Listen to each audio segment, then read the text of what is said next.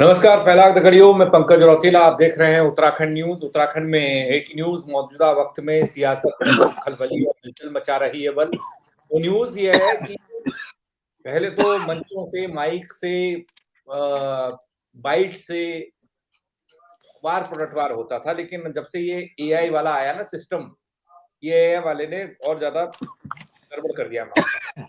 ये एआई जहां वो पहाड़ी क्षेत्रों में आप भालू को भगाने का काम करेगा, पर वहीं अपनी सियासत को भी चमकाने का काम करेगा, गर्माहट लाएगा, उसमें गरमाने का काम करेगा। मौजूदा वक्त में बीजेपी के सोशल मीडिया हैंडल से एक वीडियो सामने आया जो हरीश रावत को लेकर बनाया गया, तुष्टीकरण की राजनीति को दर्शाया गया और भगवादारी और इस सबके समाधान के लिए उसमें धामी जी को दिखाया गया, पीछे बड़ा सा बुलडोजर। उसको लेकर अब आरोप प्रत्यारोप का दौर। हरीश रावत काफी आग बबूला हैं, वो कह रहे कि मैं एफआईआर करूंगा, धरना दूंगा, माफी मांगे, इसको हटाएं, लेकिन बीजेपी वाले कहाँ हटाने वाले हैं। तो अभी हटा तो नहीं है, लेकिन बयानबाजी का दौर चल रहा है। उस पर हम चर्चा करेंगे कि ये उत्तराखंड की सियासत में एआई की एंट्री क्यों हो गई, क्या ये जरूरी थी, इसके अलावा हमारे पास कोई मुद्दा नहीं था, इसके अलावा कोई हमारे पास जरिया नहीं था, या फिर कुछ और, कितना मोड़ और कितना फर्क डालेगी वाली जानने की कोशिश करेंगे। मेहमान मेरे साथ जुड़े हुए हैं, उनको आपके सामने लाता हूँ। आशीष नोटियाल कांग्रेस से हैं, मथुरा जोशी जी हमारे साथ बीजेपी से हैं, अरुण शर्मा जी हमारे वरिष्ठ पत्रकार। प्रणाम सभी का स्वागत। सबसे पहले वार पलटवार का सिलसिला जो हो रहा है वो हम सब देखना चाहेंगे। क्या कह रहे हैं हरीश रावत, क्या कह रहे हैं अपने गणेश जोशी, क्या कह रहे हैं हमारे कैबिनेट मंत्री सुबोध उनियाल साहब, वो देख लेते हैं सिलसिलेवार तरीके से, फिर चर्चा शुरू करते हैं। अब किसी को देशद्रोही बता दे रहे, राष्ट्र विरोधी बता रहे, ये नीचता की पराकाष्ठा है। ये राजनीतिक हमलों की, अब राजनीति में विरोध होता है, लेकिन विरोध का अर्थ ये थोड़ी है कि आप इस तरीके की नीचतापूर्ण, भ्रष्टतापूर्ण कदम उठाएं। तो कार्यक्रम क्या रहेगा कल और परसों? कल मैं 12:45 पर नेहरू ग्राम थाने पर पहुंचूंगा, नेहरू कॉलोनी में, और वहाँ जो है मैं एफआईआर दर्ज करने का आग्रह करूँगा, और उसके बाद जाऊँगा साइबर थाने पर, और कल परसों जाऊँगा एसपी, डीएम और चुनाव आयोग के पास। उनसे भी कहूँगा भाई इनको आप करवाइए, एक्सपीडाइट करवाइए केस का मामले को जो है। और जनवरी में 4-5 तारीख के बाद 7 दिन लगातार भाजपा के कार्यालय में जाऊंगा और उनसे आग्रह करूंगा कि भाई आप जो है ये दीजिए, क्या प्रमाण है तुम्हारे पास, क्या जानना वो है, आप प्रमाणित करिए जो आपने कहा है। हाँ, उनके साथ एकांगी तरीके, अकेले जाऊंगा, कोई ऐसा नहीं किसी उनके वहाँ मैं कोई कानून व्यवस्था की स्थिति या उसकी स्थिति खड़ा करूं, मगर भौंपू लेकर के जाऊंगा, क्योंकि भाजपा तो ये तो सत्ता के मद में, अंधकार में इनके नाक कान आँख सब बंद है, तो ये इनको उसके लिए मैं भौंपू लेकर के जाऊंगा। हमारे प्रदेश के अध्यक्ष के खिलाफ इस प्रकार का एक प्रपंच किया गया, तो हमने तो कोई एफआईआर नहीं कराई। अब क्योंकि ये वास्तविकता है कि आदरणीय हरीश रावत जी ने चुनाव के दौरान जो मिनिस्ट्री बनाने की घोषणा की थी, उसका संदेश पूरे प्रदेश देश में गया, और आज फिर उनको लग रहा है अगर वो फायर करेंगे तो उसके हिसाब से हमारी पार्टी सोचेगी। क्यों, अध्यक्ष जी ने इस बारे में बोल चुके हैं और मैं उस बारे में मेरा करने के बाद वो क्या करते हैं, आपको याद होगा, अतिथि शिक्षकों के साथ रात पंडाल जी को धरने का में बैठने का बड़ा शौक रहा है, और धरना करने के बाद वो क्या करते हैं, आपको याद होगा, अतिथि शिक्षकों के साथ रात पंडाल में रहे और मुख्यमंत्री बनने के बाद अतिथि शिक्षकों को भूल गए। तो ये गिदड़ धमकियां से डरने वाली नहीं है बीजेपी। आपकी प्रासंगिकता ही खत्म हो गई आपके खिलाफ, अब क्या किसी को कुछ करना है? आपके खिलाफ तो आप ही के लोग षड्यंत्र कर रहे हैं, उनसे निपटिए, तो बाद में भारतीय जनता पार्टी की बात करना। बड़ी बात। चलिए जोशी जी, चर्चा की शुरुआत मैं आप ही से करता हूँ। मेरे को तो बहुत सारे मुद्दे दिखते हैं प्रदेश में जिस पर हम जुबानी तरीके से एक दूसरे पर बात कर सकते हैं, और इस मामले पर भी हम जुबानी तौर पर कह सकते थे, कर सकते थे, लेकिन इसमें वो ग्राफिक्स लगाना, वो उस तरह से दिखाना, इसकी क्यों जरूरत पड़ गई हमारे उत्तराखंड की सियासत को? निश्चित रूप से पंकज जी, इसमें कोई दो राय नहीं, मुद्दे बहुत हैं, बहुत मुद्दों पर चर्चाएं हो सकती हैं और उनमें आप बातचीत हो सकती है। और लेकिन एक मुद्दा ये भी है, अब राजनीति में तो कुछ भी किया जा सकता है, एवरीथिंग फेयर लव एंड वार कहा गया है ना, युद्ध और प्यार में तो सब जायज है। अब जब राजनीति में लड़ाई है तो आमने सामने की लड़ाई है, तो उसमें हर हथियार का इस्तेमाल किया जाएगा, हर तकनीक का इस्तेमाल किया जाएगा, हर बात का इस्तेमाल, पकड़ी जाएंगी हर बात है। और इसमें कोई दो राय नहीं है कि जिस तरह की बातें हुई, हरीश रावत जी निश्चित रूप से वरिष्ठतम नेता हैं और प्रदेश में उनका अपना एक जनाधार भी है, इसमें भी कोई दो राय नहीं। लेकिन अब कुछ बातें उनकी कही हुई बातों को तो दोहरा रही है भाजपा, कोई नई बात तो है नहीं, ये बातें उनके द्वारा कही गई बातें हैं। भाई छुट्टी की कि नहीं की सब जानते हैं, उन्हीं के कार्यकाल में जुमे की नमाज के लिए छुट्टी की गई है। मुस्लिम यूनिवर्सिटी सबके सामने आया है, आज तक नहीं कह पाई कांग्रेस कि हमारा इसमें कोई लेना देना नहीं है। तो अब इनको मुकदमे करने की याद आ रही है, अब धरना प्रदर्शन करने की याद आ रही है, तो स्वागत है, करें। वैसे भी बड़ा लंबा संघर्ष हरीश रावत जी का है, संघर्षशील व्यक्ति तो है ही है वो। एक धरना, एक थाने में रिपोर्ट, इसकी भी करेंगे, कोई बात नहीं, उसका भी माकूल जवाब दिया जाएगा, उसकी भी तैयारी की जाएगी, कोई बहुत बड़ी बात नहीं है जी। लेकिन मैं इतना जरूर कहूंगा कि जैसा बोओगे वैसा ही काटोगे। खेत में जब जैसा बीज आप डालोगे उसी तरीके की फसल भी पैदा होगी। ये भी सोचना चाहिए, आगे पीछे भी सोचना चाहिए। सब चीजें हैं, बहुत सी चीजें हैं राजनीति में, लेकिन निश्चित रूप से राजनीति, मतलब आज की राजनीति और पहले की राजनीति में बहुत बड़ा अंतर आ गया है। आशीष भाई, कैसे आप देखते हैं, कैसे कांग्रेस देख रही है? भैया जो बोओगे तो वो काटोगे, इस तरह की स्थिति। और जाहिर सी बात है, इससे लग गया कि बीजेपी अपनी चीजों पर कायम है, अपनी जो उसने यह वीडियो जारी किया उस पर कायम है, आरोपों पर कायम है, लेकिन हरीश रावत जी काफी परेशान दिखाई दिए। क्या कांग्रेस भी परेशान है? पंकज भाई, भाजपा नासूर बन चुकी है राज्य की जनता के लिए और हर समाज के लिए। जिस प्रकार से भारतीय जनता पार्टी चुनाव जीतने के लिए इस प्रकार के हथकंडे अपनाती है, मेरे गुरुजी नवोत्थान जोशी जी डिबेट में साथ में बैठे हैं, भारतीय जनता पार्टी के प्रवक्ता हैं, और वो समय गुरुजी का ही था जब उन्होंने रिपोर्ट खुद लिखाई थी इस मामले में, मुस्लिम यूनिवर्सिटी के मामले में, वो कांग्रेस में हुआ करते थे। तो सबको पता है झूठ है, आज मजबूरन उनको भी झूठ बोलना पड़ रहा है, और गणेश जोशी जी भी झूठ बोल रहे हैं।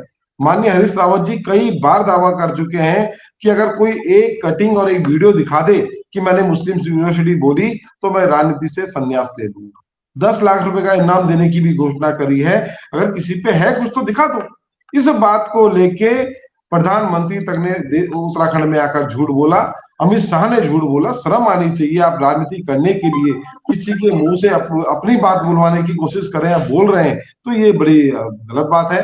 अभी मुस्लिम यूनिवर्सिटी की बात कर रहे थे, अभी जुमे की नमाज की बात कर रहे थे। आप दिखाए ना, कोई जियो तो आया होगा जब हरीश रावत जी ने कहा होगा कि नमाज की छुट्टी है। किसके बच्चों की छुट्टी हुई? अगर पंकज भाई आप हम भी अगर उत्तराखंड में हैं कोई, तो बताएं उनके बच्चे की कभी नमाज की छुट्टी हुई? कौन से सरकारी विभाग में जहां वो रहते हैं, कहीं नौकरी करते होंगे हमारे रिश्तेदार, उनसे पूछो ना यार नमाज की छुट्टी कब हुई उनकी। सिर्फ झूठ बोलने का काम कर रहे हैं, जनता को गुमराह करने का काम कर रहे हैं। इनको एक ही काम आता है, हिंदू मुस्लिम, इसके अलावा कुछ काम नहीं आता। आप विकास की बात तो कर नहीं सकते क्योंकि आप विकास के नाम पर जीरो है। योजनाएं बदलने की, नाम बदलने की जरूर आप काम कर सकते हैं। इस योजना का नाम बदल दिया, उसका बदल दिया, पर करना कुछ नहीं है। सिर्फ झूठ बोलना, समाज में नफरत फैलाना, यही भारतीय जनता पार्टी का काम है और इसी काम को भारतीय जनता पार्टी कर रही है। माननीय हरीश रावत जी कल को निश्चित थाने में जाएंगे, इनके खिलाफ रिपोर्ट भी दिखाएंगे और जिस प्रकार बड़ी आराम से हमारे गुरुजी ने कह दिया, मुफ्तार हुसैन ने, कि जाए, इनका काम है। हमें पता है ये पुलिस भी आपकी है, सब कुछ आपका है, आप कुछ भी कर सकते हैं, लेकिन फिर भी हमारा कर्तव्य है जो काम होना चाहिए, क्योंकि रिपोर्ट तो पुलिस को ही दिखाएंगे, चोर को तो दिखाएंगे नहीं।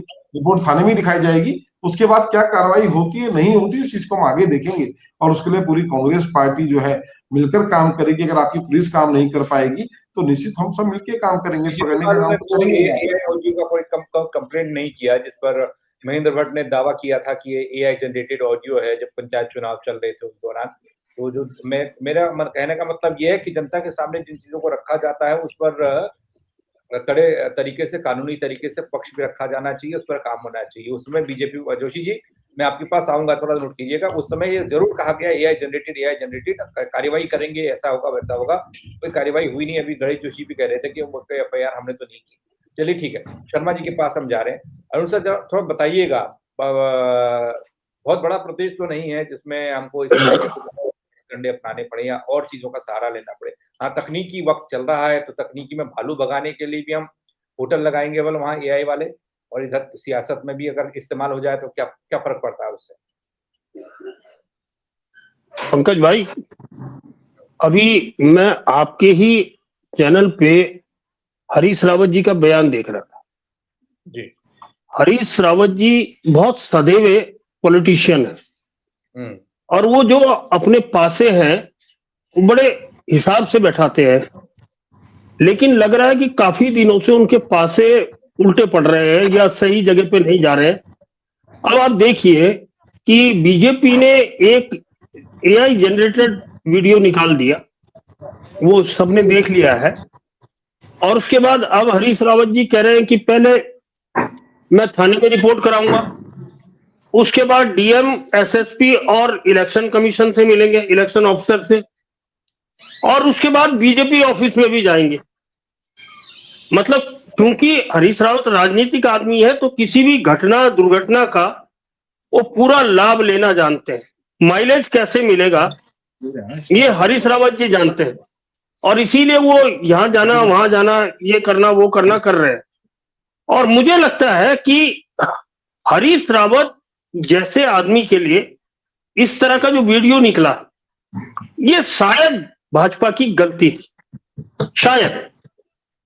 क्योंकि अभी 3 दिन पहले मेरी भी प्रदेश अध्यक्ष महेंद्र भट्ट जी से बात हुई, तो मैंने कहा ये आपकी पार्टी के कुछ अति उत्साही लोगों ने गलत कर दिया। तो उन्होंने माना कि यहाँ ये थोड़ा जल्दीबाजी में काम हो गया और अब ऐसा नहीं होगा। इसका मतलब कहीं ना कहीं भारतीय जनता पार्टी ने भी उस के बाद हरीश रावत के पक्ष में उमड़े जो सहानुभूति है उसका विश्लेषण किया होगा कहीं ना कहीं। और देखिए, क्योंकि अब लगभग अगले साल दिसंबर महीने में ही चुनाव की घोषणा हो जानी है, तो समय कम रह गया है। जैसा सबको पता है कि फरवरी में हमारे यहाँ चुनाव हो जाते हैं और मार्च तक नई गवर्नमेंट बन जाती है। पिछले साल भी मार्च में बन गई थी। तो ये जो टाइम है 1 साल का, इसको सब लोग अपने अपने तरीके से इसका सदुपयोग करना चाहते हैं, चाहे वो भारतीय जनता पार्टी हो या कांग्रेस हो। अब निश्चित तौर पर भारतीय जनता पार्टी के पास ज्यादा समर्थ टीम है कांग्रेस की अपेक्षा।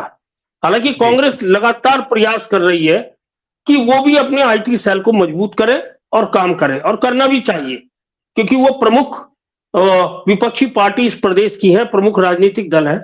तो कांग्रेस को भी ये करना चाहिए।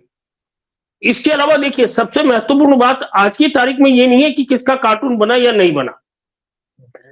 सबसे महत्वपूर्ण बात यह है कि एसआईआर आपके प्रदेश में स्टार्ट होने वाला है, उसके लिए आपने बीएलए 1 और 2 नियुक्त किए या नहीं। 70 की 70 विधानसभाओं में बीएलए 1 नियुक्त होने हैं, और बाकी सब जगह मुझे लगता है कि बूथ वाइज बीएलए 2 बनने हैं, और वो भारतीय जनता पार्टी ने लगभग तैयार कर दिए। तो कांग्रेस को जो बेसिक काम जमीन का करना चाहिए था, उसको छोड़कर अगर बाकी चीजों में उलझ जाएगी तो निश्चित तौर पर कहीं ना कहीं वो पिछड़ जाएंगे। लेकिन अच्छी बात है कि नए अध्यक्ष के आने से कार्यकर्ताओं में नया उत्साह जगा है, और इसलिए पार्टी की जितनी टीम है, क्योंकि गणेश करण महारा को तो अपनी टीम बनाने का मौका मिला नहीं 3 साल में, और वो गणेश गोदियाल की ही टीम से काम चला रहे थे, जो गणेश गोदियाल के इस्तीफे से पहले की टीम थी, और आज फिर से गणेश गोदियाल को अपनी टीम वापस मिली है। तो ये अच्छी बात है, और जल्दी से जल्दी और ज्यादा से ज्यादा बढ़िया प्रयास इस मामले में करना चाहिए कि 27 का चुनाव कांग्रेस पूरी मजबूती से लड़े। जी पंकज भाई, मैं एक सवाल थोड़ा छोटे शब्दों में जवाब दीजिएगा। आपने टीम का जिक्र कर दिया, गणेश गोदियाल और उनकी ताजपोशी का जिक्र कर दिया। मैंने कहा एक तरफ उनकी ताजपोशी होती है, दूसरी तरफ उनके आते ही 2-3 मामले ऐसे कांग्रेस के अंदर देखिए। एक तो हरक सिंह रावत वाला मामला जो उन्होंने सिक्कों को लेकर कहा, माफी मांगते मांगते फिरते कांग्रेस वाले। दूसरा फिर अब ये वाला प्रकरण, इसको मैं कांग्रेस के लिए पॉजिटिव देखूं या नेगेटिव देखूं कि गणेश गोदियाल ठीक कर पाएंगे, क्या होगा, कैसे देखा जाएगा? देखिए, गणेश गोदियाल के आने से कांग्रेस के कार्यकर्ताओं में जो उत्साह है वो इसलिए है कि गणेश गोदियाल जो गढ़वाल लोकसभा का चुनाव बहुत मजबूती से लड़े थे, और अकेली वो सीट थी जिसपे कांग्रेस को उम्मीद थी कि हो सकता है उस सीट पे कांग्रेस जीत जाए जी। और इसीलिए गणेश गोदियाल के आने से कार्यकर्ताओं में उत्साह का संचार हुआ है, और उसकी वजह से आपको दिख रहा होगा उसके बाद गणेश गोदियाल पौड़ी गए तो वहां बहुत बढ़िया प्रदर्शन हुआ वो जंगली जानवरों के हमले को लेकर। और उसके बाद आप ये देखें कि गणेश गोदियाल की ही टीम आज की तारीख में काम कर रही है। तो अब उनको दूसरी चीज ये है कि ये जो प्रकरण चल रहे हैं हरक सिंह रावत वाला, हरक सिंह रावत में तो कांग्रेस में पूरी राजनीति हुई। जब हरक सिंह रावत ने कुछ बोला तो माफी उन्हें मांगनी चाहिए थी। अब आप ये बताइए कि यशपाल आर्य भी, करण महारा भी, गणेश गोदियाल भी, हरीश रावत भी, सारे के सारे माफी मांगने पहुंच गए। इसका मतलब आप हरक सिंह रावत को कहीं ना कहीं नीचा दिखाना चाह रहे थे। जिन लोगों को नहीं भी पता था उनको पता लग गया कि हरक सिंह रावत ने कुछ गड़बड़ कर दी है। तो ये निश्चित तौर पर कांग्रेस की अंदरूनी राजनीति के लिए ही है ये सारी चीजें, कि उनके यहाँ जो वर्चस्व की लड़ाई है वो उसके देखते हुए सब लोगों ने अपने अपने पासे फेंके। जी जोशी जी, कांग्रेस जो कह रही है वो, दूसरा ये कि शर्मा जी ने कहा कि बीजेपी ने गलती कर दी, ऐसा नहीं होना चाहिए था। एक सवाल मैं और एड ऑन करना चाहता हूँ, ये जानना चाहता हूँ, कांग्रेस की तरफ से मौजूदा वक्त में हरीश रावत के पास दांत नहीं है, वो दिखाने के शेर हैं, मुझे ऐसा लगता है। जो पंचमुखी कांग्रेस के भी करता धरता है, उनको लेकर बीजेपी की कोई रणनीति नहीं दिखाई देती है। अब क्यों बार बार हरीश रावत? क्या बीजेपी ये मानती है कि बिना हरीश रावत हैं, चाहे वो दांत उनके पास हैं या नहीं है, लेकिन बीजेपी के लिए खतरा है? नहीं, कोई खतरा नहीं है। देखिए, अभी कुछ बातें आदरणीय शर्मा जी ने कही, माननीय अध्यक्ष जी से बात हुई होगी, लेकिन जो चीज होनी थी वो तो होगी। उसमें कोई अब बैकफुट में जाने का मतलब ही नहीं होता है पार्टी की तरफ से, क्योंकि आई है तो कोई चीज हमारे पेज से निकली है तो ठीक है। हम तो बिल्कुल हरीश रावत जी की आवाज है, हरीश रावत जी ने कहा होगा तभी ये सब चीजें बनी होंगी, एक बात।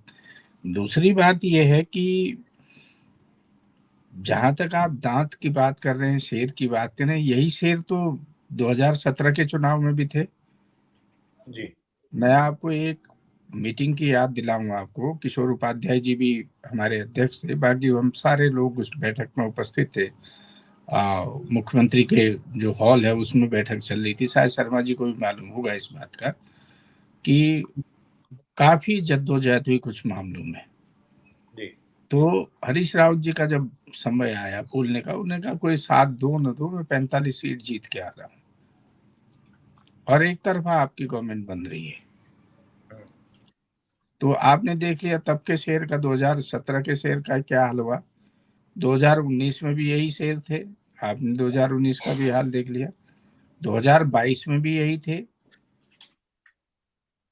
तो अभी आप लोग तो अभी उन्हीं को ही मान रहे हैं ना, आप लोग नहीं कहीं नहीं मान रहे। राजनीति में कुछ चीजें होती हैं जो करनी पड़ेंगी और इसमें कोई दो राय नहीं कि हरीश रावत ये जो एआई जनरेटिंग ये वीडियो आपने अपलोड करवाया, ये इसके खिलाफ एफआईआर वगैरह ये चीजें होंगी तो इसमें ये तो कह रहे, आप तो खुद ही कह रहे हैं ना कि हमने बनाया, तो अब आपके प्रमाण प्रमाण होंगे।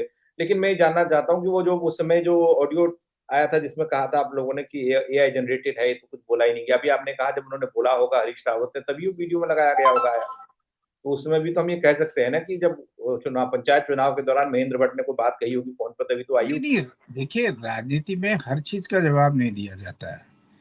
अच्छा, हमने तो इसलिए उस समय एफआईआर नहीं की, जिसने किया, जिसने बनाया, एफआईआर होनी चाहिए थी मेरे हिसाब से ना। वो हाँ, वो अलग चीज है, होनी चाहिए नहीं होनी चाहिए। एफआईआर अब भी कर लें, उसका भी देखेंगे, उसका भी मुकाबला करेंगे। प्रदर्शन कर लें, धरना कर लें, प्रदर्शन तो रोज ही करते हैं, ठीक है। जिंदगी, मैंने कहा ना, संघर्षशील व्यक्ति हैं, जिंदगी गुजर गई प्रदर्शन करते करते। हमने ही उनके साथ कई प्रदर्शन किए, आदरणीय शर्मा जी तो गवाह हैं उस बात के। हमने भी बहुत लंबा संघर्ष किया उनके साथ। जब वो अपनों के साथ ही राजनीति कर सकते हैं तो उनके साथ भी राजनीति होगी ना, ये भी तो सोचना। मैंने इसलिए कहा, मैं देखिए बहुत, क्योंकि मेरे वरिष्ठ हैं, बड़े भाई हैं, मैं व्यक्तिगत रूप से बड़ा सम्मान करता हूं, उनके राजनीतिक कौशल का मैं कायल हूं, बिल्कुल ठीक है। लेकिन मैंने इसलिए कहा कि जैसा बोगे वैसा काटोगे। जब हम जैसे लोगों के गर्दन में आप तलवार चलाओगे, आरी से रेतोगे, तो जो आप बोगे वो काटोगे, भुगतोगे अपने हाल। अभी कहाँ, अभी तो देखिए चुनाव आने दीजिए, अभी तो कैसी कैसी स्थितियां बनेंगी।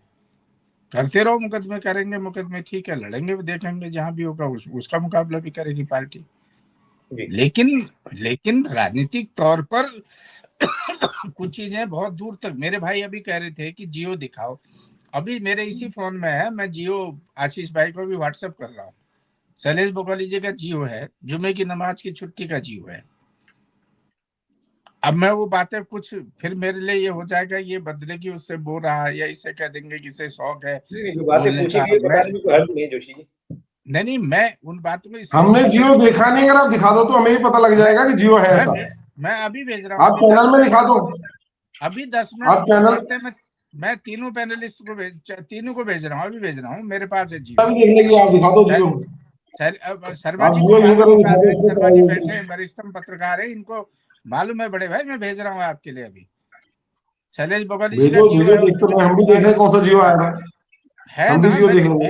भेज रहा हूँ, मैं जब आपको ऐसे ही कह दूंगा क्या, आज भेज देना, मैं कल को फिर फीड बेटे बैठेंगे हम इसी चैनल में। ठीक है, आप करिएगा, तो अगर कुछ होगा मेरे पास भेजिएगा, बात इस पर होगी। लेकिन आशीष एक बात बताइएगा आप भाई, क्योंकि अभी हम देखते हैं गणेश गुर्जर, प्रीतम सिंह, करण मेहरा और अपने हरक सिंह रावत, और कोई एक और छूट गए होंगे, 5 लोगों का जिक्र करते हैं ना ये पंचमुखी में, जो आप लोगों की टीम में भी जो मेन करता धरता है। हाँ, पंचमुखी में मैं थोड़ा बोलूंगा, पहले आशीष बोल रहे, फिर मुझे जरा समय दीजिएगा।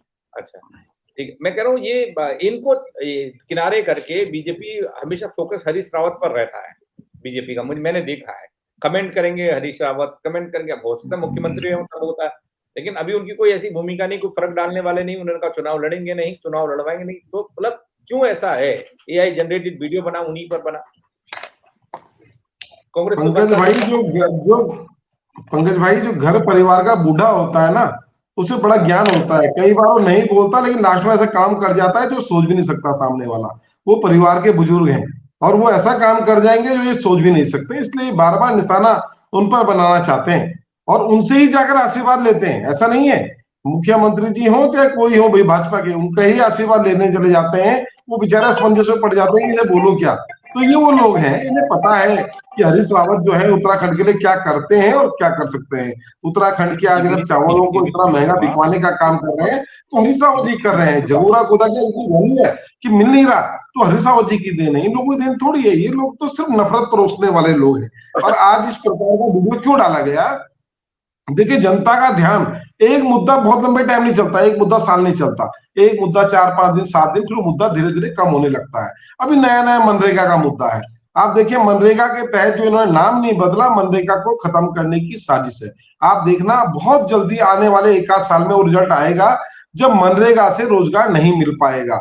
आप देखिए ना, अभी कुछ टाइम पहले सब्सिडी का सिस्टम शुरू हुआ था, सोलर प्लांट लगाओ सब्सिडी पाओ, उसमें सेंट्रल गवर्नमेंट भी सब्सिडी दे रही थी, उत्तराखंड गवर्नमेंट भी सब्सिडी दे रही थी। आज उत्तराखंड गवर्नमेंट ने हाथ खड़े कर दिया, मैं सब्सिडी नहीं दे सकता।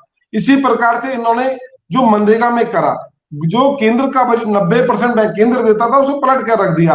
आज कहते हैं राज्य पैसा देगा, राज्य पैसा देगा नहीं। राज्य तो पहले ही कंगाल बना दिया इन्होंने, राज्य सरकार को पैसा दोगे कहां से?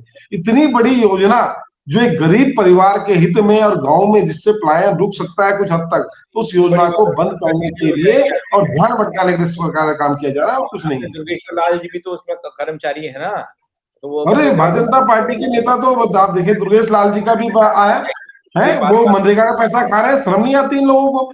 ये अपनी बातों को दबाने के झूठे वीडियो बना के दिखा रहे हैं। पंचमुखी पर जोशी जी कुछ कहना चाहते हैं, थोड़ा सा जोशी जी बोलिएगा, फिर शर्मा जी के पास जाएंगे। मैं ये पंचमुखी कहें, पंच पांडव कहें, कुछ भी कहें, मैंने एक बात आपको बिल्कुल मैंने बहुत नजदीक से देखा है। 2017 में भी यही नेतृत्व था, 2022 में भी यही नेतृत्व था, 19 में भी यही नेतृत्व था, 24 में भी यही नेतृत्व था। नो डाउट चुनाव बहुत अच्छा लड़े गोदियाल जी। अब आज ही कह रहे हैं कि आज ही मैं एक जगह सुन रहा था कि वोट चोरी हो गए श्रीनगर में, मैं 400 कुछ वोट से हार गया।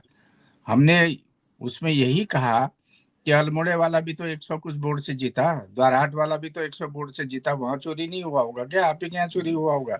एक बात ये कि पंचमुखी की बात यही नेतृत्व है। और जहां तक कमेटी की बात है, गोदियाल जी भी कमेटी नहीं बना पाए थे, प्रीतम सिंह जी की कमेटी आई थी, उसी कमेटी से आज तक काम चल रहा है। जो पार्टी 17 से लेकर अभी तक निर्धारित नहीं कर पाई होगी कि हमारी टीम क्या होगी, क्या चुनाव लड़ेंगे, क्या मैदान में उतरेंगे, क्या ये BLA 1 बनाएंगे, BLA 2 बनाएंगे, कितने बनाएंगे, कहाँ बनाएंगे, किस तरीके से काम करेंगे, सबके सामने है। ये पहले अपना घर ठीक कर लें, मेरे ख्याल से वो उचित रहेगा। फिर दूसरे की बात करें तो अलग बात। अभी प्रवक्ताओं वाली बात बता, तो मेरे भाई यहाँ बैठे हुए हैं, इन्होंने 4 आदमी कमेटी में, सबसे ज्यादा ये लोग डिफेंड कर रहे हैं आज की तारीख में। ये हैं, हिंदुआन है, कपड़वान है, 2-3 और हैं जो अच्छे हैं, जिनको हम लोगों ने आगे बढ़ाया था वहां पर। और जो कमेटी आई है, बता दीजिए वो कैसी कमेटी आई है, खुद ही आशीष भाई बता देंगे। लेकिन ठीक है, वो उनका काम है, राजनीतिक काम है, हमें कोई राय देने की जरूरत नहीं उनको, हमें एक चीज जानना चाह रहा था, इंटरफेयर करने की जरूरत नहीं है जी। लेकिन मेरा ये कहना है कि लोकतंत्र है, लोकतंत्र में तो लड़ाई होगी, ठीक है। ये तो महाभारत में भी तो देखा होगा आपने। नहीं, महाभारत जब बात करेंगे उस पर भी। अरुण सर ये बताइएगा, ये जो तुष्टीकरण वाला मसला है, ये इतने सालों तक रहा। इससे पहले बीजेपी की सरकार पहले भी रही, उससे पहले कांग्रेस की रही, तो ये तो जड़ से अगर देखेंगे तो फिर तो आपको पहले से हरीश रावत को छोड़ के आपको आगे भी देखना पड़ेगा, या उसके पीछे भी देखना पड़ेगा, और मुख्यमंत्रियों और सरकारों को भी देखना पड़ेगा। प्रदेश में बहुत सारे मुद्दे, मुझे ऐसा लगता है कि इससे हटकर आप डेमोग्राफिक चेंज पर बहस कर सकते हैं, लेकिन उस तरीके से आपने बहस की नहीं। लेकिन उससे इतर अभी बहुत ज्यादा एक मानव जंगली जानवरों का जो संघर्ष है, वो बच्चों को स्कूल से उठा ले जा रहे हैं, इस वाले मामले पर आपको काम करना चाहिए, उस पर थोड़ा सा फोकस, सब राजनीति करी तो कुछ समाधान निकलेगा। और सारी चीजें हो सकती हैं। एक महिला का वीडियो वायरल हो रहा है, वो सीमावर्ती क्षेत्र से आती है, हिमाचल से लगता है इलाका, बोलते इलाज कराने के लिए हिमाचल जाते हैं, वो बेइज्जती करते हैं हमारी कि तुम्हारे उत्तराखंड में क्या हो रहा है भाई, ना? ऐसी चीजों पर जहां पर आदमी अंदर से टूट रहा है, वहां पर सोचने की जरूरत है। ऐसे वीडियो लाकर क्या करोगे? देखिए पंकज, इन दिनों जो चुनाव से पहले इस तरह के वीडियो आएंगे, हाँ, या इस तरह के बयान आएंगे, ये केवल चुनावी बढ़त बनाने के लिए है, या जनता का ध्यान उस तरफ खींचने के लिए है। आमतौर पे विधानसभा चुनाव लोकसभा की दृष्टि में छोटे चुनाव होते हैं। एक लोकसभा में 14 विधानसभा सीटें हैं, तो वहां जो कैंडिडेट है उसका व्यक्तिगत कितना प्रभाव है, ये बहुत मायने रखता है। और कहीं ना कहीं देखिए, जितने भी कैंडिडेट जीते हुए हैं 70 के 70, वो सब पार्टी, देखिए बीजेपी के कैंडिडेट्स को आप बोल सकते हैं कि उनके लिए पार्टी कैडर लाभदायक होता है, या उनके कुछ वोट निश्चित होते हैं, कैडर वोट। लेकिन कांग्रेस में जितने उम्मीदवार जीते हुए हैं, ये सब अपनी अपनी व्यक्तिगत छवि की वजह से जीते, अपने काम की वजह से जीते। तो ये जो आने वाला चुनाव है, निश्चित तौर पर जो ये अभी से ट्रेलर देखा हमने, तो ये आना वाला चुनाव बहुत ज्यादा तीखा होने वाला है, क्योंकि भाजपा ने वार किया और हरीश रावत मैदान में कूद पड़े। हालांकि हरीश रावत के पक्ष में पार्टी के किसी नेता ने अभी कोई बयान नहीं दिया, लेकिन हरीश रावत चूंकि सुर्खियां बटोरने में माहिर है और वो इस इश्यूज में भी अपना पॉलिटिकल माइलेज ढूंढ लेंगे, और वो जैसे वो बोल रहे हैं उन्होंने ढूंढ लिया है। वो बीजेपी ऑफिस भी जाएंगे, देख लीजिएगा, वहां चाय पी के आ जाएंगे सबके साथ, वो अधिकारियों के यहाँ भी जाएंगे, वो थाने भी जाएंगे, वो सब करेंगे, और देख लेना आपको वो वीडियो मिलेगी और वो बयान भी मिलेंगे जगह जगह से आपको हरीश रावत के, क्योंकि इस काम में वो माहिर है। लेकिन कांग्रेस भी ये समझती है, इसीलिए हरीश रावत को किसी कमेटी में, राष्ट्रीय से लेकर स्थानीय कमेटी में नहीं रखा। कांग्रेस के लोग भी ये समझते हैं कि अब वो जो उम्र का पड़ाव है वो आ गया है, अब इस सीमा से आगे वो नहीं हो सकता, क्योंकि 14 का चुनाव आप हार गए, 19 का हार गए, फिर उसके बाद आप विधानसभा चुनाव हार गए, 24 का लोकसभा चुनाव हार गए। तो ये देखिए, 2 विधानसभा और 3 लोकसभा चुनाव हरीश रावत के नेतृत्व में ही तो हारे, जिसमें खुद हरीश रावत जहां जहां से उन्होंने अपने पत्नी को खड़ा किया, बेटे को खड़ा किया, बेटी को, वो भी हार गए, खुद हार गए, बेटी जीती है केवल। जी पंकज भाई। मैं ये चाहता था कि आज जब जिस चीज का कोई ज्यादा फर्क ना पड़े, जनता के नजरिए से जनता वाली चीजों की बात हो और जनता के सरोकार की बात हो, वो बेटर हो, उसके लिए लड़ाई ऐसी हो कि हरीश रावत जी धरने पे बैठ जाएं, 10 लोग आप भी बैठ जाएं, हम भी बैठ जाएं वहां, बोले कि हाँ नहीं वो भैया बच्चे पर हमला किया स्कूल में, तो वो समस्या बहुत ज्यादा बड़ी है। लेकिन ऐसे मुद्दों की कमी और ऐसे मुद्दों में हम उलझ जाएंगे कि हम ये कहेंगे तुष्टीकरण की राजनीति, हिंदू मुस्लिम की राजनीति, सियासी फायदा हो सकता है, मुझे लगता नहीं जनता का कोई फायदा इसमें होगा और खाली गुमराह करने वाली जैसी स्थिति है। वक्त तो इजाजत नहीं दे रहा। बहुत शुक्रिया आप सभी का मेरे साथ जुड़ने के लिए, फिर बात होगी कभी।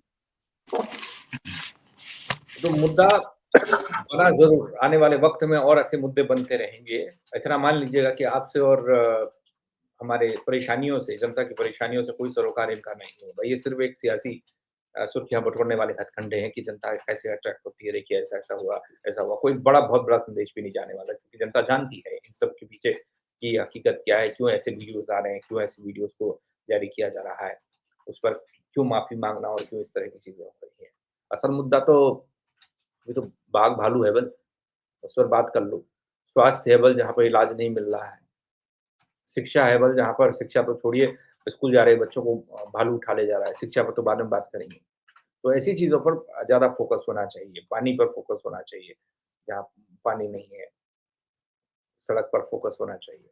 बहुत सारी चीजें हैं, लोग धरना प्रदर्शन कर रहे हैं, उस पर फोकस होना चाहिए, युवाओं के रोजगार पर फोकस होना चाहिए, कि तुष्टीकरण की राजनीति, इसका क्या वजूद है प्रदेश में। बहुत शुक्रिया आप सबका मेरे साथ जुड़ने के लिए। आप चर्चा को शेयर कीजिएगा, अपनी राय कमेंट के जरिए दीजिएगा। जय उत्तराखंड।